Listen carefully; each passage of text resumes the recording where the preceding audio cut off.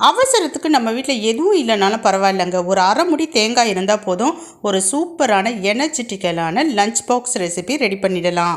வாங்க இப்போ செய்யலாம். ஸ்டவ் ஆன் பண்ணி பேன் வச்சுக்கலாம், எண்ணெய் விட்டுக்கலாம்.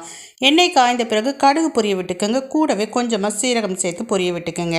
கடலைப்பருப்பு சேர்த்துக்குங்க. எந்த அளவுக்கு கடலைப்பருப்பு சேர்த்துக்கிறீங்களோ அதே அளவுக்கு உளுத்தம்பருப்பு சேர்த்துக்குங்க. கூடவே வரமிளகாய் சேர்த்துக்குங்க. வரமிளகாய் காரத்துக்கேற்ப சேர்த்துக்குங்க.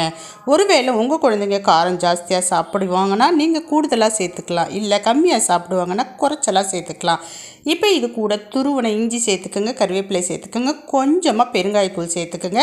துருவி வச்சுருக்கிற அரை முடி தேங்காவை சேர்த்துக்குங்க. தேங்காவை ரொம்ப வதக்கிடக்கூடாது, அதனுடைய ஃப்ரெஷ்னஸ் அப்படியே இருக்கணும்.